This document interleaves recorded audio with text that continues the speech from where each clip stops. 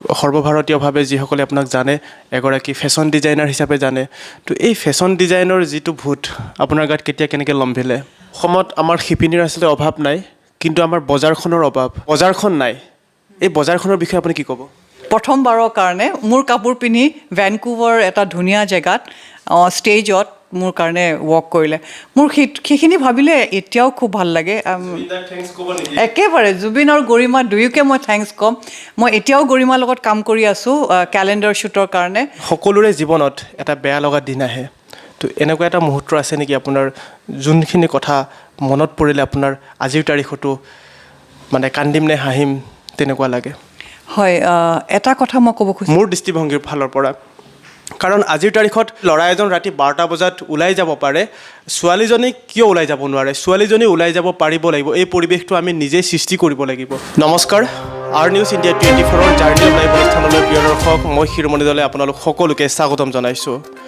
আজি আমাৰ এই বিশেষ অনুষ্ঠানটিত বিশেষ এগৰাকী অসমৰ প্ৰতিষ্ঠিত মহিলাৰ কথা আপোনালোকক জনাব খুজিছোঁ আমাৰ লগত আছে ফেশ্বন ডিজাইনাৰ মেঘালী বাইদেউ মেঘালীৰ বাইদেউৰ জীৱনৰ আমি নজনা কথাবোৰ আপোনালোকে নজনা কথাবোৰ আজি আমি এই অনুষ্ঠানৰ জৰিয়তে জানিবলৈ চেষ্টা কৰিম আৰু আপোনালোককো আমি জনাবলৈ চেষ্টা কৰিম বাইদেউ প্ৰথমে আপোনাক আমাৰ অনুষ্ঠানলৈ স্বাগতম জনাইছোঁ ধন্যবাদ এতিয়া মই প্ৰথম আপোনাৰ পৰা এইখিনি কথা জানিব খুজিম আপোনাৰ ছাত্ৰী জীৱন ক'ত কেনেধৰণে আপুনি অতিবাহিত কৰিছিলে ক'ত অধ্যয়ন কৰিছিলে হয় মোৰ জন্ম গোলাঘাটত এখন সৰু টাউনত গোলাঘাটত জন্মৰ পিছত আমি দেউতা ছেৰিকালচাৰত আছিলে তাৰপিছত আমি ডিফুলৈ ট্ৰান্সফাৰ হ'লোঁ মোৰ ডিফুৰ কথাখিনি মনত নাই যদিও ফাৰ্মত আছিলোঁ তাৰপিছত আমি খানাপাৰা ছেৰিকালচাৰ ফাৰ্মলৈ আহিলোঁ তাতে মই স্কুলিং আৰম্ভ কৰিলোঁ ছেইণ্ট মেৰিজ স্কুলত গুৱাহাটীত হৈ পেলাই যেতিয়া আমাৰ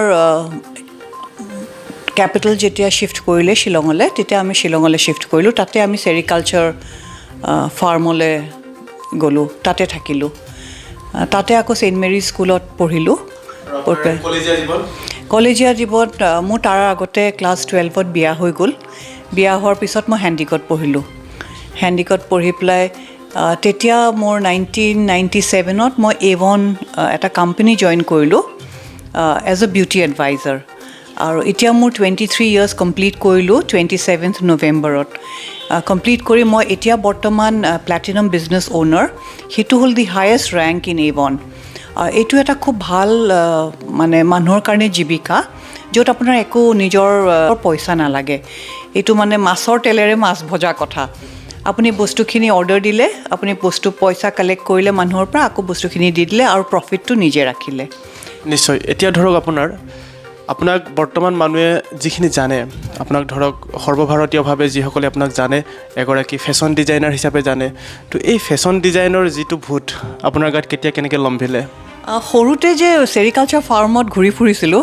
তেতিয়াই মানে পলুৰ লগত খেলা কেনেকৈ মুগা সূতা কৰে বা কেনেকৈ তেওঁলোকে গৰম পানীত ডুবাই পেলাই মুগা সূতাখিনি হেৰি কৰে সেইবোৰ সদায় দেখি আহিছোঁ দেখি আই থিংক ইট ৱাজ ভিতৰত সোমাই গ'ল যে এইটো কিবা এটা কৰিমগৈ চাগে তাৰপিছত মই ফেশ্বন ইণ্ডাষ্ট্ৰীৰ লগতো 3.5 বছৰ জড়িত আছিলোঁ লেকমি ফেশ্বন উইকত তাৰ উপৰিও আমি গোটেই ইয়াৰ পৰা ফেশ্বন ডিজাইনাৰ নি লেকমি ফেশ্বন উইকত হওক ডুবাইত হওক থাইলেণ্ড আৰু USA ভেগাছত গোটেইখিনিতে আমি প্ৰগ্ৰেম কৰিছোঁ আৰু তাৰপিছত দেখিলোঁ যে মই যোনখিনি শিপিনী থাকে তেওঁলোকৰ প্ৰাপ্যটো নাপায় তেওঁলোক মানে বেকগ্ৰাউণ্ডতে থাকি যায় আৰু যোনবোৰ ডিজাইনাৰ তেখেতে একচুৱেলি গোটেইখিনি পায় অসমত আমাৰ শিপিনীৰ আচলতে অভাৱ নাই কিন্তু আমাৰ বজাৰখনৰ অভাৱ এই বজাৰখন নাই কাৰণে আমাৰ বহুখিনি গাঁৱত এনেধৰণৰ শিপিনী আছে আপোনাক থিয় চাই আপোনাক হয়তো বাছি দিব আপোনাৰ কাপোৰত ফুলেৰে কিন্তু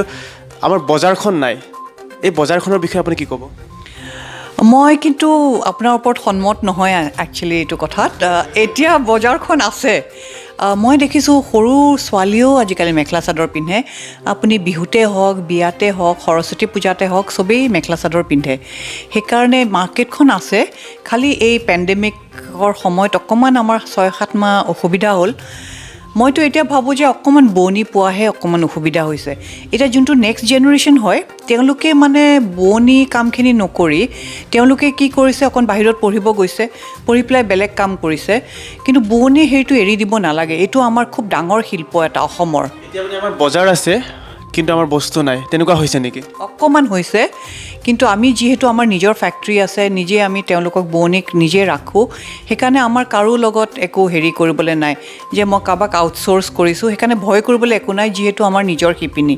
কিন্তু বেলেগবোৰৰ যাৰ শিপিনী তেওঁলোকে আউটচ'ৰ্চ কৰে, তেওঁলোকৰ হয়তো অকণমান অসুবিধা হৈছে। নিশ্চয়।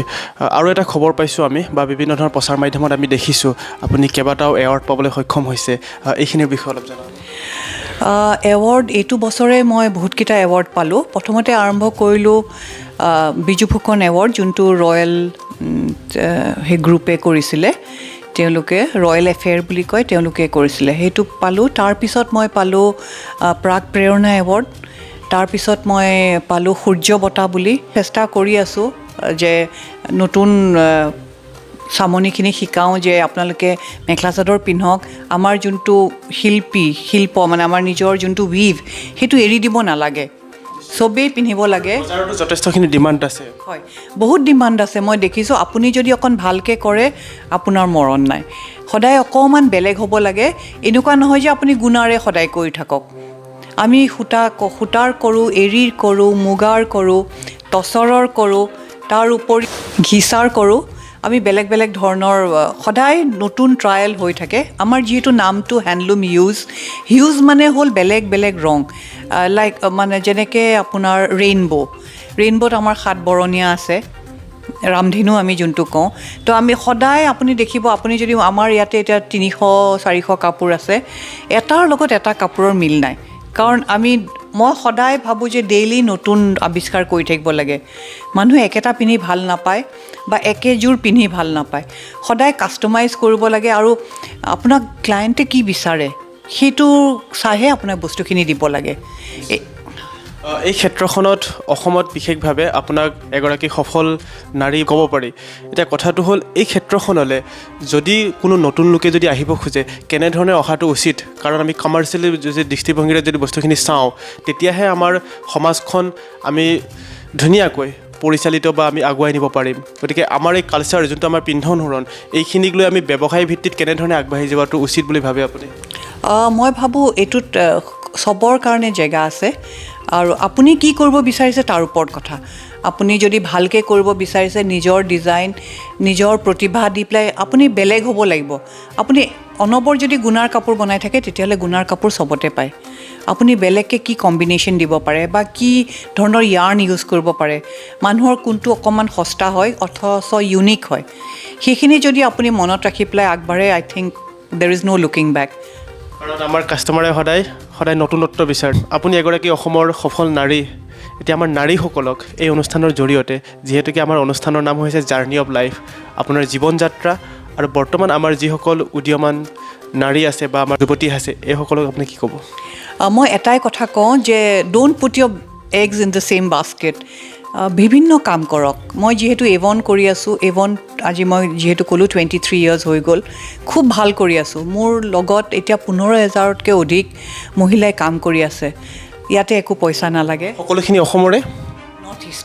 নৰ্থ ইষ্টত, কিন্তু মই তাতে এৰা নাই। মই শিলিগুৰি, গেংটক, দাৰ্জিলিং, কালিম্পং তালৈকে গৈছোঁ, চবতে কৰিছোঁ। আৰু প্লাছ ইণ্ডিয়াতো মোৰ বহুত আছে, দিল্লী, বম্বে, তাতো আছে বহুত। সেইকাৰণে মই ভাবোঁ যে চবেই আজিকালি ছেকেণ্ড ইনকাম ইজ ইম্পৰ্টেণ্ট। চবেই অকণমান সহায় কৰিব লাগে। ঘৰ এখন চলোৱা আজিকালি খুব ইজি কাম নহয়, দাম খুব বাঢ়িছে। আলুৰ কেজি যদি 50 টকা হয়, মানুহে কেনেকৈ ছাষ্টেইন কৰিব, হয় নহয়? সেইকাৰণে মই ভাবোঁ যে বেলেগ বেলেগ কাম কৰিব লাগে আৰু সদায় বেলেগ বেলেগ ঠাইত ইনভেষ্ট কৰিব লাগে। মই লাহে লাহে আহিলোঁ। প্ৰথমতে এভন কৰিলোঁ, এভন কৰিয়ে আছোঁ। তাৰপিছত ফেশ্বন ইণ্ডাষ্ট্ৰীত কৰিলোঁ, এতিয়া মই বোৱনীৰ লগত কাম কৰি আছোঁ। আৰু লগতে মই অলপতে কেলেণ্ডাৰ শ্বুট এটাও কৰিলোঁ। যোৱা বছৰো কৰিছিলোঁ, এইবছৰো কৰিছোঁ।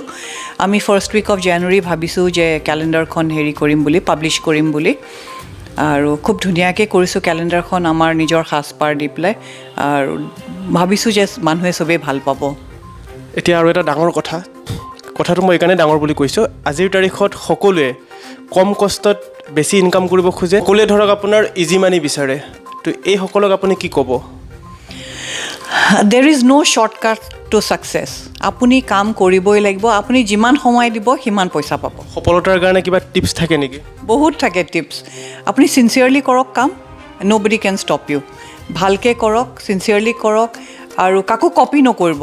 আপুনি নিজস্ব এটা বনাই ৰাখক যে মই কি কৰিছোঁ, আপুনি বেলেগে কি কৰিছে ইজ নট ইম্পৰ্টেণ্ট, মই কি কৰিছোঁ ইজ ইম্পৰ্টেণ্ট। আৰু কাকো যদি আপুনি কপি নকৰাকৈ কাম কৰে, আই থিংক ইউ কেন ছাকচিড। আপুনি যদি ইউনিক হয়, আপোনাৰ যদি বস্তু ভাল হয়, তেতিয়াহ'লেতো আপোনাৰ ওচৰলৈ মানুহ আহিবই। তো আপুনি নিজকে কেনেকৈ দেখুৱাইছে বা কেনেকৈ আপুনি সক্ষম হৈছে, আপোনাৰ যদি আপুনি ছাপ'জ কিবা এটা বিক্ৰী কৰে, মেখেলা চাদৰ এযোৰ, আপোনাৰ যদি কাম একদম সূক্ষ্ম হয়, আপোনাৰ মানে একো কমপ্লেইন নাই কাৰো, তেতিয়া আপোনাৰ ওচৰলৈয়ে মানুহ ঘূৰি আহিব। প্ৰাইচিঙো তেনেকৈ ভালকৈ ৰাখিব লাগিব, খুব বেছি দামো নহয়, খুব কমটিও নহয়, যোনটো প্ৰাপ্য। আৰু এনেকুৱা নহয় যে একেটা বস্তুৰে আপুনি 1000টা কাপোৰ বনাই দিলে। আপুনি এতিয়া যোনে কমাৰ্চিয়েলি বনায় তেওঁলোকে এটা ডিজাইনতে 1000 বনাই দিয়ে, কাৰণ সেইটোৱে তাহাঁতৰ ভায়েবল আৰু সস্তাত দিব পাৰে। আমাৰ যিহেতু লিমিটেড এডিশ্যন, আমি এটা কাপোৰৰ হয়তো 2টা বা খুব বেছি 3টা বনাওঁ। কেতিয়াবা কি হয়, গ্ৰাহকে আহি পেলাই কয় যে মোক এইটোৱে লাগে, মোক বেলেগ নকৰিব, মোক এইটোৱে লাগে, তেতিয়া অকণমান অসুবিধা হৈ যায়। আমি ডিজাইনটো চেঞ্জ কৰিব চেষ্টা কৰোঁ, কিন্তু তেওঁলোকে মানে সেইটো লাগে মানে সেইটোৱে লাগে। আৰু যিহেতু মই এতিয়া ইনষ্টাগ্ৰামত আছোঁ, ইনষ্টাগ্ৰামতো খুব ভাল হেৰি হৈ আছে, মই খুব ভাল ৰেছপন্স পাই আছোঁ, হেণ্ডলুম হিউজ বুলিয়ে আছোঁ। এতিয়া আপোনাৰ কাপোৰ যদি কোনোবা পিন্ধিব খোজে তো আপোনাক কেনেকৈ যোগাযোগ কৰিব?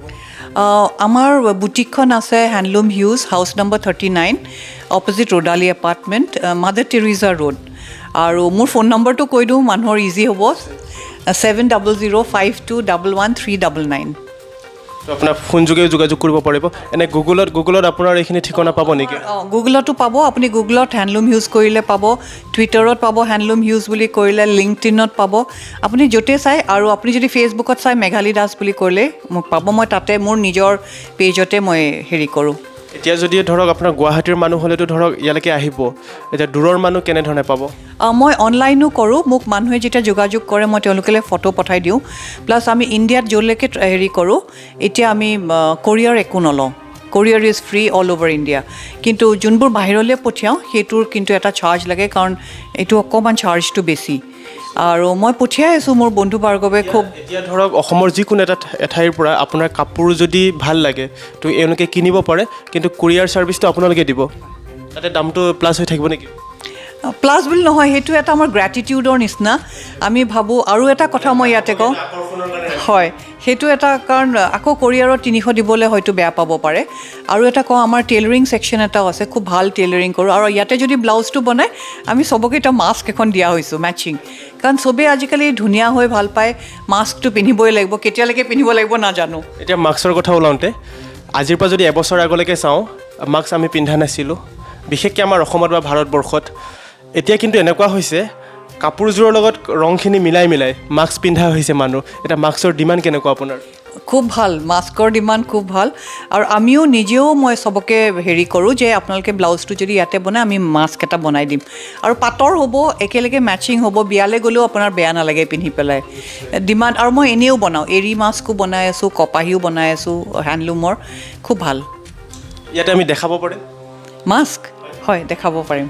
প্ৰিয় দৰ্শক, আমি আনটো স্ক্ৰীণত আপোনালোকক দেখাইছোঁ যে বাইদেৱে যিখিনি ইউনিক কাম কৰি আছে। আৰু যদি আপোনাৰ ভাল লাগিছে, তেতিয়া বাইদেউৰ যিখিনি নাম্বাৰ দিলে, নাম্বাৰটোত আপুনি যোগাযোগ কৰিব পাৰে, গুগলত ছাৰ্চ কৰিব পাৰে, ফোন কৰিব পাৰে, আপোনাৰ যেনেকৈ সুবিধা হয়। বা আপুনি যদি ভাবে বাইদেউৰ দোকানখনলৈকে আহি ইয়াতে বস্তুখিনি আপুনি নিজে নিজ চকুৰে চাই ল'ম বুলি, তেতিয়া ইয়ালৈকেও আহিব পাৰে।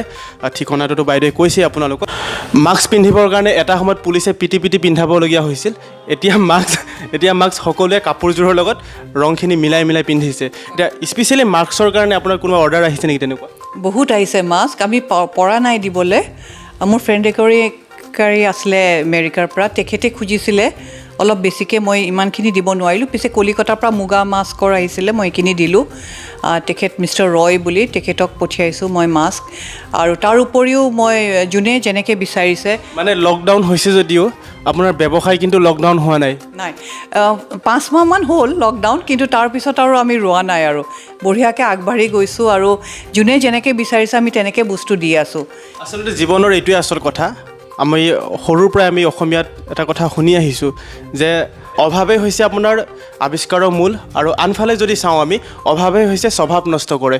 তো লকডাউনৰ সময়ছোৱাত আমি যদি চাওঁ, এই কথাটো কিন্তু আমি বহু ঠাইত, আমি বহু ক্ষেত্ৰত আমি দেখিছোঁ যে বহু লোকে কি কৰিছে, সময়খিনি অপব্যৱহাৰ কৰিছে আৰু বহু লোকে কিন্তু সময়খিনি পজিটিভলি ব্যৱহাৰ কৰি আৰ্থিকভাৱে কিন্তু তেওঁলোকে সবলো হৈছে কাৰণ এতিয়া কি হৈছে যে মাস্ক লাগিবই মাজতে মাস্ক পিন্ধি মানুহে খুব বেয়া পাইছিলে মই তেতিয়া মুখখন প্ৰিণ্ট কৰি মোৰ নিজৰ মুখখন প্ৰিণ্ট কৰি মাস্ক বনালোঁ সেইটোও খুব সফল হ'ল নামটো জয় মাস্ক দিলোঁ এইটো মানে মোৰ ল'ৰাৰ আইডিয়া আছিলে মই নিজে মাস্ক পিন্ধি বৰ ভাল নাপাওঁ কিন্তু সি ক'লে মামী মই তোমাৰ হেৰিখন মুখখন প্ৰিণ্ট কৰি পেলাই দি দিম মই ভাবোঁ যে যেতিয়া এটা necessity is the mother of invention আপোনাক যেতিয়া এতিয়া মাস্ক লাগিব তাৰমানে লাগিবই মই কইনাৰ কাৰণেও যদি মুগাৰ মেখেলা চাদৰ পিন্ধিছে ৰঙা ব্লাউজ মই ৰঙা মাস্ক এখন বনাই দিছোঁ বা যেনেকৈ বিচাৰিছে বেগ এটা বনাই দিছোঁ মই ভাবোঁ যে আপুনি যদি তেওঁক এটা অকণমান এক্সট্ৰা বস্তু এটা বনাই দিয়ে তেখেতেও ভাল পায় কাৰণ চবেই অকণমান বেলেগ হৈ বা অলপ বেলেগ ধৰণৰ ধুনীয়া হৈ ভাল পায় সেইকাৰণে সদায় আপুনি নিজকে ৰিইনভেণ্ট কৰিব লাগে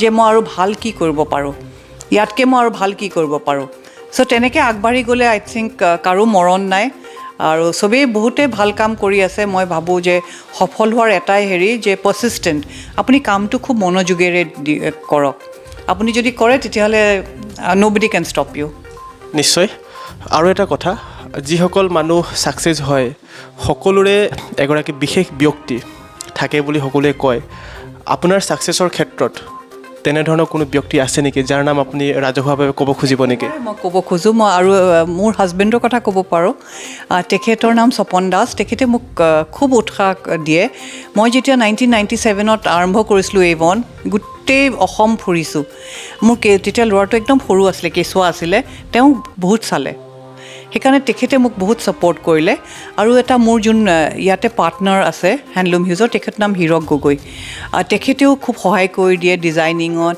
তেখেতে উইভিংখিনি চাই তেখেতে লজিষ্টিকখিনি চাই মই চেলছৰ এইখিনি চাওঁ চ' তেখেতেও বহুত সহায় কৰি দিছে মোক আপোনাৰ জীৱনৰ মানে ধৰক এই কথাষাৰ মনত পৰিলে আজিও আপোনাৰ বোলে হাঁহি উঠে তেনেকুৱা ধৰণৰ কিবা মুহূৰ্ত আপুনি ক'ব খুজিব হাঁহি মই এটা কথা ক'ব খোজোঁ যোৱা বছৰ মোক ভেনকুভাৰলৈ মাতিছিলে আপুনি ভাবিব নোৱাৰে কি টেনশ্যনত আছোঁ আগদিনা ভিজাখন পাইছোঁ ভিজাখন পাই পেলাই তাতে আমি গ'লোঁ গৈ পেলাই হেৰি কৰিলোঁ শ্ব'টো কৰিলোঁ যিমান কাপোৰ নিছিলোঁ চবেই কিনি ল'লে অসমীয়া যিহেতু আছাম কনভেনশ্যন আৰু তাতে আৰু এটা খুব ভাল হ'ল যে তাতে জুবিন আৰু গৰিমা গাৰ্গ গৈছিলে তেখেতে মোৰ কাৰণে মই তেওঁক ক'লোঁ ৰিকুৱেষ্ট কৰিলোঁ যে মোৰ কাৰণে আপোনালোকে খোজকাঢ়ি দিয়ক আৰু Zubeen and Garima both of them দুয়ো তাকে শ্ব' ষ্টপাৰ প্ৰথমবাৰৰ কাৰণে মোৰ কাপোৰ পিন্ধি ভেনকুভাৰ এটা ধুনীয়া জেগাত ষ্টেজত মোৰ কাৰণে ৱক কৰিলে মোৰ সেইখিনি ভাবিলে এতিয়াও খুব ভাল লাগে একেবাৰে জুবিন আৰু গৰিমা দুয়োকে মই থেংকছ ক'ম মই এতিয়াও গৰিমাৰ লগত কাম কৰি আছোঁ কেলেণ্ডাৰ শ্বুটৰ কাৰণে মই সদায় মোৰ ফেভৰেট যিমানবোৰ মই ভিডিঅ' বনাই মই খালি জুবিনৰে গান ইউজ কৰোঁ চ' জুবিন দা জুমালকে কৈছে জুবিন দা মই জুবিন বুলি কওঁ সৰু সি মোৰ বহুতকৈ আৰু খুব ভাল কৰি আৰু খুব ছাপৰ্ট কৰিছে যিহেতু অসমীয়া বুলি so' it was really nice working with them এয়া হৈছে আপোনাৰ ভাল লগা মুহূৰ্ত এতিয়া ধৰক তাৰ অপজিট আপোনাৰ বেয়া লগা কাৰণ সকলোৰে জীৱনত এটা বেয়া লগা দিন আহে তো এনেকুৱা এটা মুহূৰ্ত আছে নেকি আপোনাৰ যোনখিনি কথা মনত পৰিলে আপোনাৰ আজিৰ তাৰিখতো মানে কান্দিম নে হাঁহিম তেনেকুৱা লাগে হয় এটা কথা মই ক'ব খুজিছোঁ মই দেউতাক খুব সোনকালে হেৰুৱালোঁ my father was only 49 years old so' তেখেতক মই আৰু অলপ যদি পালোঁ হয় আৰু শিকিলোঁ হয় ছেৰিকালচাৰৰ কথা সেইটো এটা মানে মোৰ এটা দুখ থাকি গ'ল মা অলপ দিন থাকিলে তথাপি মাও সোনকালে ঢুকালে কিন্তু মই দেউতাৰ পৰা শিকিবলৈ বহুত থাকি গ'ল আৰু সেইটো এটা মানে ভেকিউম এটা সদায় থাকিবই যে মোৰ দেউতা মই I think I was in class 9তে ঢুকালে আৰু সেইকাৰণে হয়তো মোক সোনকালেও বিয়া দিলে আৰু তাৰপিছত কিন্তু ইমান ভাল ছাপৰ্টিভ এজন হাজবেণ্ড পালোঁ যে তেখেতে মই যি কৰোঁ তাতে উৎসাহ দিলে ভাৰতবৰ্ষৰ বাহিৰতো কেইবাখনো ৰাষ্ট্ৰত গৈছে ক'ত ক'ত গৈছে মই গৈছোঁ লাছ ভেগাছলৈ গৈছোঁ ভেনকুভাৰ কেনেডালৈ গৈছোঁ ডুবাইলৈ থাইলেণ্ড বাংলাদেশ আৰু দিল্লীত কৰিছোঁ বম্বেত কৰিছোঁ বেলেগ বেলেগ জেগাত তাতে আপুনি ধৰক আমাৰ নৰ্থ ইষ্টৰ যিখিনি কাপোৰ এইখিনি তাতে প্ৰদৰ্শন কৰিছে নে অন্যান্য কৰিছে তেতিয়া আমি বেলেগ ডিজাইনাৰক প্ৰম'ট কৰিছিলোঁ দিল্লী বম্বেত চব অসমৰে কাপোৰ আৰু খুব ভালকৈ আঁকোৱালি লয় মই দেখিছোঁ যে তেওঁলোকে কাপোৰৰ আমাৰ উইভিংটো খুব ধুনীয়াটো আপোনাৰ নৰ্থ ইষ্টৰ আপুনি গমেই পায় ইচ ট্ৰাইব আৰু ইচ হেৰি কমিউনিটিৰ বেলেগ বেলেগ সেইকাৰণে খুব ভাল পায় আপুনি যিহেতু দেখিছোঁ ময়ো পিন্ধি আছোঁ এইটো আপোনাৰ হেৰিৰ পৰা কিনা মই ডিফুৰ পৰা এইযোৰ বহুত দিনৰ আগৰ বহুত পুৰণা আপুনি যিহেতু সেইফালৰ হেৰি মই সেইকাৰণে ভাবিলোঁ যে আজি মই এনেকুৱা এযোৰ কাপোৰ পিন্ধি যাওঁ যোনটো আপোনাৰ এইটো মই ব্লাউজটো বড়ো এইটো আৰনাই ডিজাইন এইটো বড়োৰ পৰা লোৱা ডিজাইনটো আৰু আমি তাতে মই মোৰ আৰনাই ডিজাইনটো খুব ফেভৰেট চবতে আমি দিবলৈ চেষ্টা কৰোঁ অকণমান হ'লেও পাৰিতে হওক বা পাৰ্বতী বা কাষৰী যিহতে হওক অকণমান দিবলৈ চেষ্টা কৰোঁ যিহেতুকে আজি আপোনাৰ জীৱনৰ কথা আমি আলোচনা কৰি আছোঁ এতিয়া আপোনাৰ ঘৰৰ কথা যদি নুসুধোঁ অনুষ্ঠানটো আমাৰ আধৰুৱা হৈ ৰ'ব আপোনাৰ ঘৰৰ বিষয়ে অলপ জনাব মোৰ ঘৰত বৰ্তমান মোৰ হাজবেণ্ড আছে আৰু মোৰ ল'ৰাটো সৰু আছিলে মই যেতিয়া বিজনেছ আৰম্ভ কৰোঁ 23 ইয়াৰ্ছ তেতিয়া একচুৱেলি ইমান মহিলা বাহিৰলৈ নোলাইছিলে মই যেতিয়া আৰম্ভ কৰিছিলোঁ আৰু ল'ৰা এতিয়া ডাঙৰ হ'ল সি ছফ্টৱেৰ ইঞ্জিনিয়াৰ সি কাম কৰি আছে ইয়াতে জি থমাছত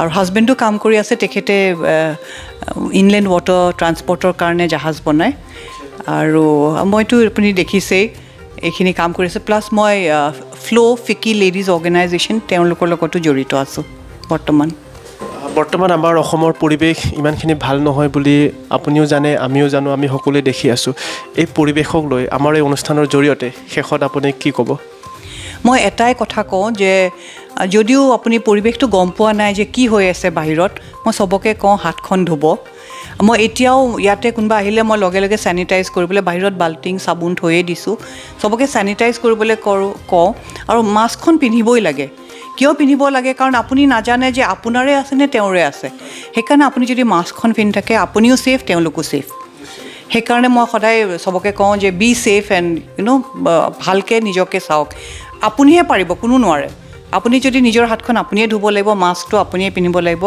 আপুনি যদি ছেফ হৈ থাকে তেতিয়া আপোনাক ক'বলৈ আৰু একো নাইকিয়া নিশ্চয় আপোনালৈ বহুত বহুত ধন্যবাদ থাকিল ইমানখিনি ব্যস্ততাৰ মাজতো আমাক এইখিনি সময় দিয়াৰ বাবে হয় প্ৰিয় দৰ্শক আজিৰ আমাৰ এই বিশেষ অনুষ্ঠানটিত আমাৰ মেঘালী দাস বাইদেউৰ জীৱনৰ আমি নজনা কথাবোৰ বা ৰাইজে নজনা কিছু কথা আমি এই অনুষ্ঠানৰ জৰিয়তে আপোনালোকক জনাবলৈ চেষ্টা কৰিছিলোঁ আশা কৰিছোঁ নিশ্চয় আপোনালোকে ভাল পালে শেষত এটাই কথা ক'ব খোজোঁ আমাৰ নাৰীসকলক আমি নাৰী সবলীকৰণ বুলি বহুত ধৰণৰ কথা শুনিয়ে থাকোঁ বা ৰাজপথতো আমি আন্দোলন কৰা দেখা পাওঁ আচলতে সবলীকৰণ আমি কেনেধৰণে কৰিব লাগে সবলীকৰণ এইখিনি নুবুজায় যে আজি মহিলাৰ কাৰণে বেলেগ এখন বাছ আমি যোগাৰ কৰিছোঁ এইটো সবলীকৰণ নহয় য'ত মহিলা পুৰুষ একেলগে এখন থালিতে আমি খাব পাৰোঁ এইটোহে আচলতে সবলীকৰণ বা এইটোহে আচলতে সম অধিকাৰ বা সমমৰ্যাদা কাৰণ আজি যদি এওঁলোকক আমি ছেপাৰেট কৰি ৰাখি দিওঁ ভাগ কৰি ৰাখি দিওঁ এইটো কেতিয়াও সবলীকৰণ হ'ব নোৱাৰে এইটো মোৰ দৃষ্টিভংগীৰ ফালৰ পৰা কাৰণ আজিৰ তাৰিখত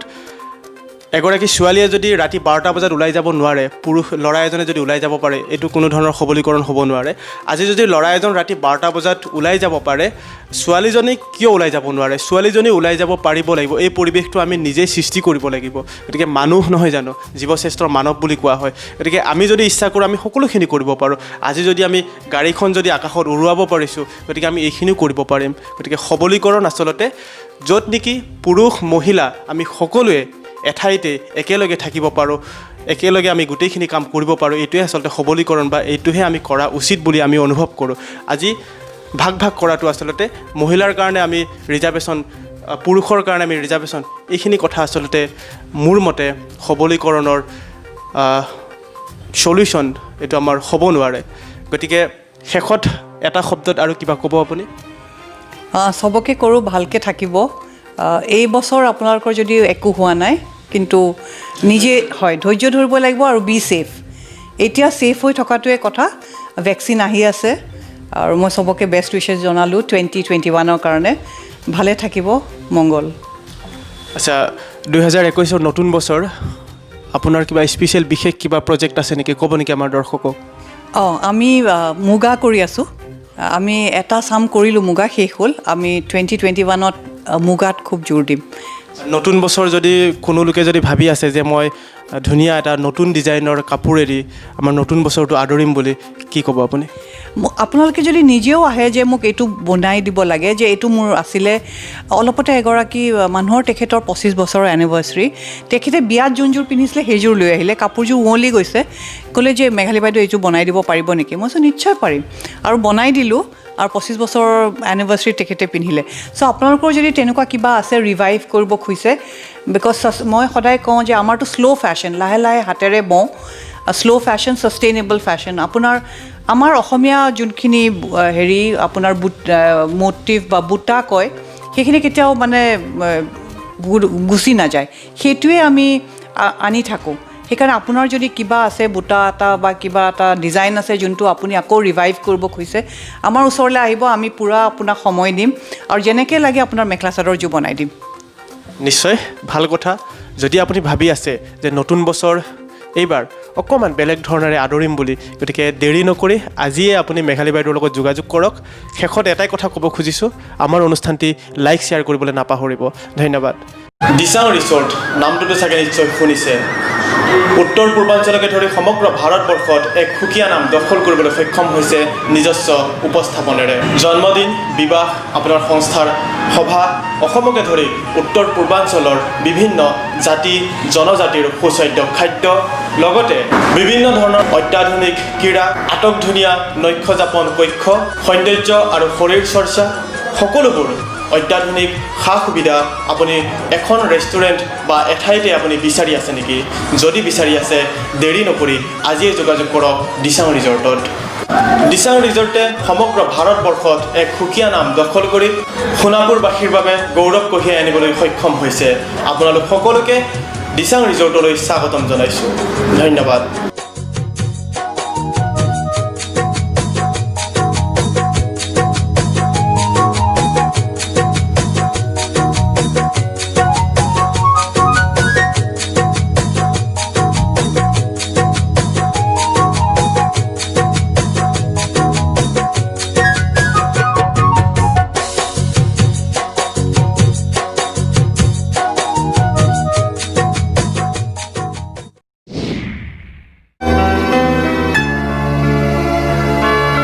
Radiant International School was formed with a vision to see a developed educational institution that marches towards excellence through learning, nurturing and imbibing talents.